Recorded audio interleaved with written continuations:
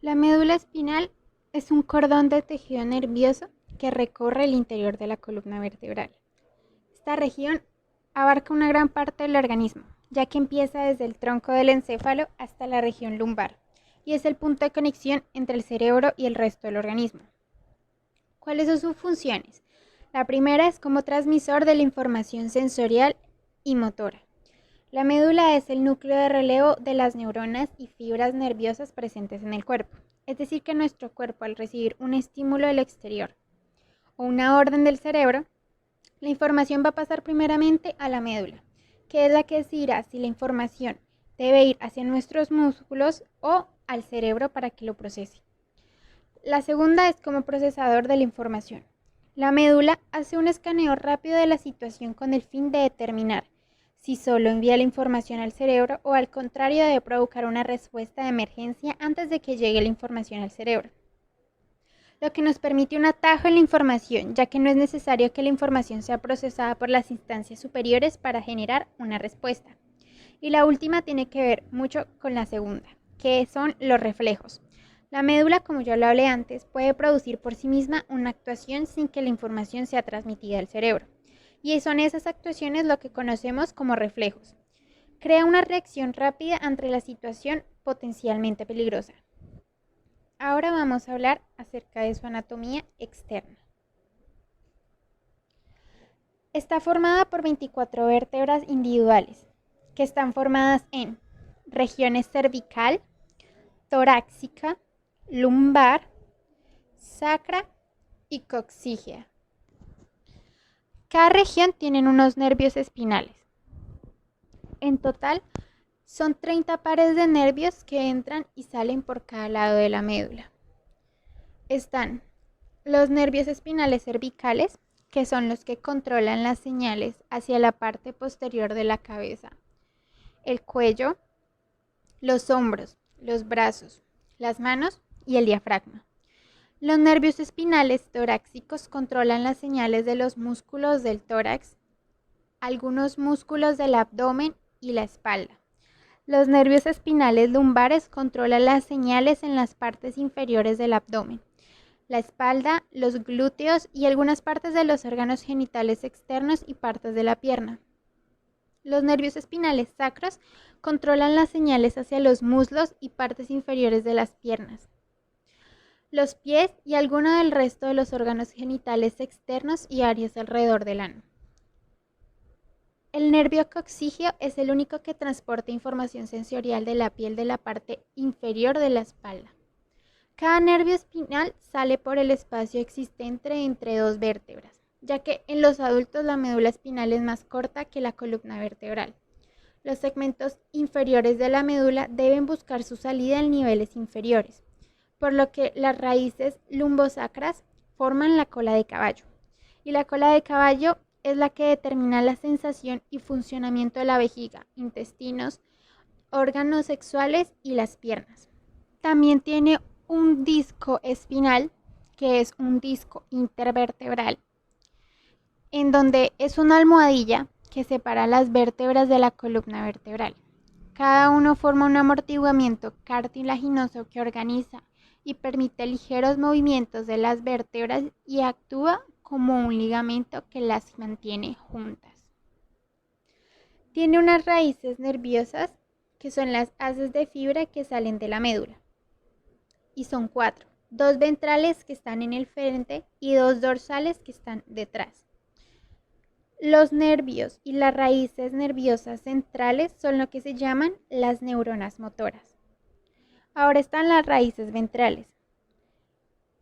Están una al lado derecho y la otra al lado izquierdo y contienen los nervios que controlan el movimiento del cuerpo.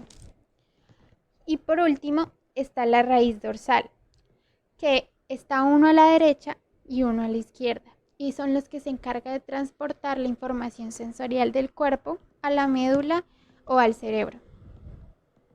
Y son estas los que llamamos neuronas sensoriales.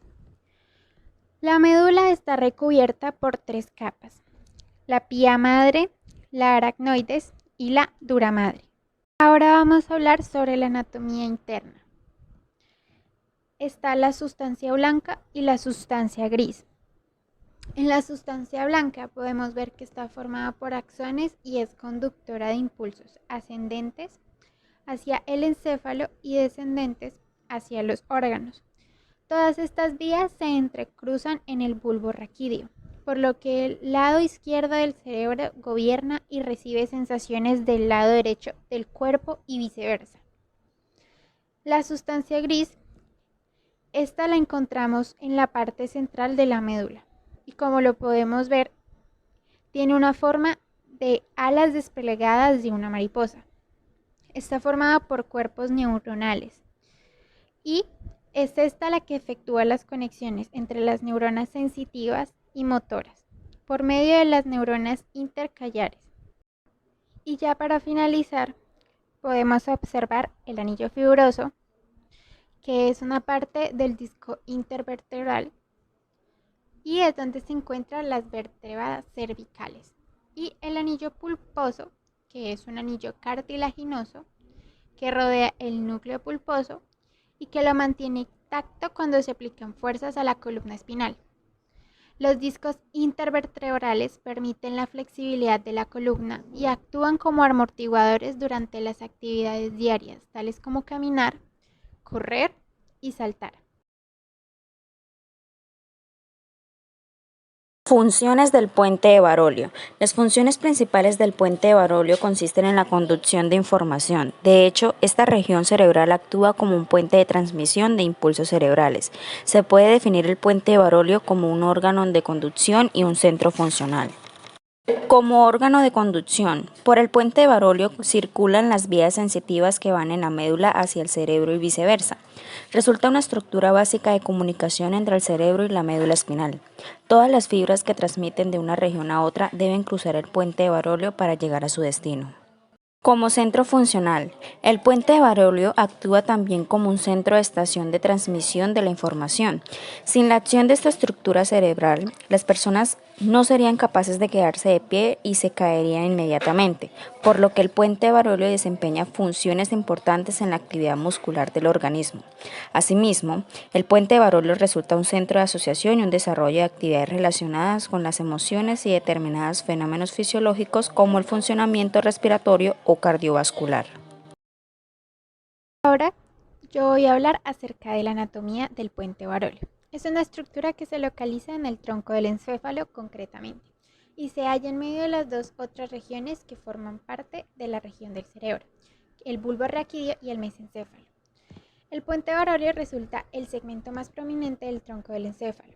En su interior contiene una porción de la formación reticular, incluyendo algunos núcleos importantes en la regulación del sueño y el proceso de alerta. El puente Barolio se encuentra separado por el bulbo raquídeo, a través del surco protuberancial y del mesencéfalo mediante el surco pontomesencefálico. La región anterior del puente Barolio es convexa y contiene una gran cantidad de fibras transversales que convergen hacia los lados para dar origen a los pendículos cerebelosos medios. En la región media, el puente Barolio presenta el surco basilar, una hendidura poco profunda y amplia que aloja a la arteria basilar, la cual se origina en la unión de las arterias vertebrales derecha e izquierda y proporciona sangre oxigenada al cerebro. En la región exterior y en la cara contralateral, el puente de Barolio da origen al nervio trimégico del sistema nervioso central. La superficie posterior del puente Barolio forma la parte superior del suelo del cuarto ventrículo y presenta una forma triangular de vértice superior que se encuentra oculta por el cerebelo. La región posterior del puente Barolio destaca por ser limitada hacia afuera por los pedúnculos cerebelosos superiores y dividida por el surco medio o tallo de calamus scriptorius. Hacia afuera de este tallo existe una eminencia alargada que subdivide el piso en un ala blanca interna y por encima termina en una elevación redondeada, la eminencia teres. Y finalmente, un poco más hacia afuera, el puente presenta una depresión triangular de color gris, que corresponde a los núcleos de origen de los nervios glosofaringio. Continuando hacia afuera, se halla una segunda zona blanca que forma el ala blanca externa. El puente Barolio tiene una forma de rodillo grueso, semejante a un puente dispuesto transversalmente. Y en este puente se distinguen dos caras principales, la anterior y la cara posterior. En la cara posterior del puente Barolio está oculta por el cerebelo y constituye la parte superior del piso del cuarto ventrículo cerebral, mientras que en la cara anterior su parte resulta visible y presenta una depresión media vertical llamada surco basilar. El puente Barolio se caracteriza por presentar la emergencia de los nervios triméginos en sus límites laterales, los cuales indican los lugares donde el puente se continúa con los pedúnculos cerebelosos medios, los que se extienden hacia el cerebelo.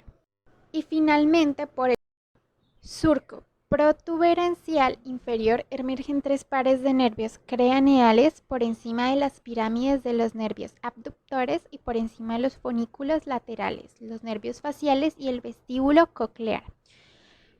El puente Barolio tiene y presenta una serie de núcleos cerebrales que desempeñan distintas funciones relacionadas con el movimiento y la transmisión de los sentidos. Esos núcleos pueden llegarse a dividir en dos categorías principales: los núcleos propios, que no están asociados a ningún par craneal, y los asociados a nervios craneales. Los núcleos propios del puente Barolio están situados en la parte ventral de la estructura cerebral. Resultan regiones importantes del puente Barolio, ya que son las estructuras a las que llegan las aferencias de la corteza cerebral. Asimismo, a través de estos núcleos parten las eferencias que se transmiten hacia el cerebro. Es decir, estos núcleos se encargan de recibir la información que la corteza cerebral emite hacia el tronco del encéfalo y de transmitir estos impulsos nerviosos hacia el cerebelo. Los núcleos asociados a nervios craneales se caracterizan por encontrarse relacionados con algún nervio craneal del cerebro. En este sentido, el puente Barolio presenta muchos más núcleos que los propios. Los más importantes son el núcleo pontino del trimigimeno, es un núcleo que se encuentra asociado al quinto par craneal y desempeña funciones meramente sensitivas. El núcleo motor especial del trigimino, este núcleo se encuentra asociado al quinto par craneal y realiza funciones motoras viscerales especiales. El núcleo motor somático del abductor resulta un núcleo asociado al sexto par craneal del cerebro. El núcleo motor especial del facial constituye un núcleo asociado al séptimo nervio craneal que resulta una estructura motora visceral especial. El núcleo salvitorio superior.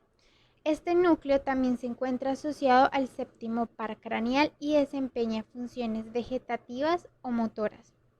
El núcleo del tracto solitario resulta un núcleo sensitivo que se encuentra asociado al séptimo, al noveno y al décimo par craneal. Y por último, los núcleos vestibulares y cocleares, que constituyen un grupo de 6 núcleos sensitivos, 2 cocleares y 2 vestibulares, que se encuentran asociados al octavo par craneal. Mi nombre es Laura Cristina Choprena Camarón y hablaré sobre el bulbo raquídeo, su configuración externa y su relevancia funcional. ¿Qué es el bulbo raquídeo y dónde se localiza? El bulbo raquídeo o médula oblongata forma la parte interior del tallo cerebral.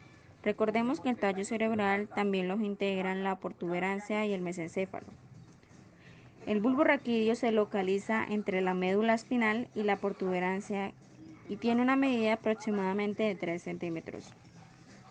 ¿Qué elementos encontramos en la configuración externa del bulbo raquídeo? En esta imagen se muestra la cara anterior del bulbo raquídeo, donde observamos la fisura longitudinal media anterior. En sentido ascendente se observa el surco bulbo protuberancial. También observamos a las pirámides que corresponden a los lados de la fisura longitudinal media anterior, donde encontramos las vías piramidales o corticoespinales. Al lado de las pirámides observamos a las olivas vulvares, sitio donde se ubican los núcleos olivares inferiores. los cuales forman parte de la vía orívoro-cerebelosa de relevancia para la propiocepción y la planificación del movimiento. También se observa el origen aparente de los nervios craneales, vestíbulo coclear, esofaringeo, neumogástrico o vago, accesorio y el epigloso. En una cara posterior alcanzamos a observar dos relieves que corresponden al fascículo gracil y el fascículo cuneiforme. También observamos dos grandes masas que corresponden al tubérculo gracil y el tubérculo cuneiforme. Próximo a la base de la protuberancia se observan dos evidencias cuneiformes situadas a la fosa romboideal denominadas trígono hipoglosal y trígono vagal. También observamos la fisura longitudinal media posterior. ¿Cuáles son las implicaciones funcionales del bulbo raquídeo? El bulbo raquídeo se encarga de regular la actividad de diferentes funciones autónomas, como por ejemplo la frecuencia cardíaca, la frecuencia respiratoria, la actividad gastrointestinal, el tono vasosanguíneo. También se encuentran núcleos que participan en el reflejo de la tos, vómito y de la deglución. Por el bulbo raquídeo pasan impulsos provenientes de la médula espinal con sentido hacia el tallo cerebral, cerebelo y cerebro. También contiene tractos descendentes de la corteza hacia la médula espinal, principalmente vías relacionadas con el comando motor para el movimiento. ¿Qué núcleos y vías encontramos en el bulbo raquídeo? Para identificar las vías y núcleos que se localizan en el bulbo raquídeo, vamos a realizar tres cortes transversales a diferentes niveles en dirección caudal, rostral. El primer nivel corresponde a la decusación piramidal, el segundo nivel a la decusación sensorial y el tercer nivel a los olivos inferiores. Ahora que ya conocemos los diferentes cortes transversales, vamos a estudiar las vías ascendentes que discurren por el bulbo raquídeo. Este es un corte transversal a nivel de la decusación piramidal, en donde apreciaremos unos núcleos y vías ascendentes que forman parte de la vía somatosensorial. Tenemos así el fascículo gracil, núcleo cuneatus y el fascículo cuneatus. También podemos observar al fascículo longitudinal medial. Recordemos que esta vía transmite información nedulorosa relacionada con el tacto fino, superficial, esterognosia y vibración hacia el cerebro. En esta otra imagen de un bulbo transversal, a nivel de la decusación sensitiva, se observa las fibras dicuatas internas que corresponden a la decusación del vasículo mixtus y de medial en el bulbo raquídeo, de tal manera que la información sensitiva del lado izquierdo siempre arribará hacia el lado derecho del cerebro. Regresando al corte a nivel de la decusación de las pirámides, también podemos observar la vía espinocerebelosa posterior y tracto espinocerebelar anterior. Esta vía se encarga de transmitir información proveniente de los receptores de la propiocepción como los husos musculares y los órganos tendinosos de Golgi. La información arriba finalmente hacia el cerebelo. También observamos el tracto espinotalámicos, que estos se encargan de la transmisión de los estímulos dolorosos hacia el cerebro. A nivel de la decusación de las pirámides, también se encuentra el tracto espinal de trigémino, así como el núcleo espinal del trigémino, que es importante mencionar que el núcleo del quinto pancreneal se extiende a lo largo del tallo cerebral, abarcando el mesencéfalo, la protuberancia del bulbo raquídeo. En este caso, la porción espinal del nervio trigeminal corresponden a aquellos núcleos que se localizan a nivel del bulbo raquídeo. En particular, el núcleo espinal del trigémino tiene la función de la recepción de los estímulos susceptivos que provienen de la cara. Vías descendentes. En este corte, a nivel de la declusión sensitiva, se observan las pirámides. Contienen fibras que transmiten la información motora de la corteza hacia la médula espinal, que es relevante para la ejecución de los movimientos voluntarios. En un nivel más inferior caudal se observa la decusación piramidal, en la cual la mayoría de las fibras de la vía piramidal, cerca del 90%, se cruzan hacia el lado contralateral del bulbo raquídeo, mientras que algunos de ellas, aproximadamente el 10%, se cruzan a su nivel en la médula espinal. También observamos al tracto rubroespinal, el cual transmite información motora del núcleo hacia la médula espinal. Participa en el control del movimiento voluntario, estimula los movimientos flexores que inhiben la actividad extensora. Por otra parte, a nivel de la declusión piramidal, el cual observamos el tracto vestíbulo-espinal, que transmite información de los núcleos vestibulares hacia la médula espinal. Los núcleos verticulares inferior, así como el núcleo verticular medial, se aprecian un corte a nivel de la decusación de las olivas, que es esta imagen que se presenta ahí. Y esta vía participa en el control de los músculos antigravitáneos de extensiones axiales y proximales. A nivel de la decusación de las pirámides se observan los tractos reticuloespinales, que transmiten información de los núcleos reticulares mediales de la formación reticular hacia la médula espinal e influye en los movimientos voluntarios y en la actividad refleja. Facilita la actividad de los motoneuronas extensoras. En un corto nivel de la decusación sensitiva se observan los núcleos reticular lateral, los cuales envían sus eferencias a través del fascículo retículo careoloso hacia el vermis del cerebelo, hemisferio cerebeloso y lóbulo flóculo-nuclear. Esta vía interviene en la coordinación de los reflejos y el tono muscular. Pares craneales. En las olivas inferiores se encuentran los núcleos vestibular inferior y el núcleo vestibular medial. Ambos constituyen las ramas vestibular y el cochlear, o también denominada vestibular cochlear.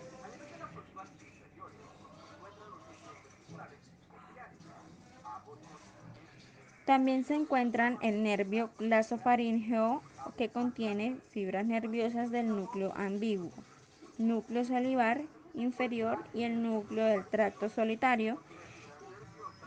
El núcleo salivar inferior envía eferencias hacia las glándulas parótidas para la secreción de saliva. Por su parte, el núcleo del tracto solitario recibe eferencias que provienen del sentido del gusto, así también como eferencias que provienen del corazón, de la faringe, de la laringe y los pulmones, incluyendo también a los intestinos. Por su parte, el núcleo ambiguo se encarga de enviar señales eferentes hacia los músculos de la faringe y vocales. También observamos al núcleo dorsal del vago, que contiene fibras eferentes parasimpáticas hacia el corazón, pulmones y sistema gastrointestinal, etc.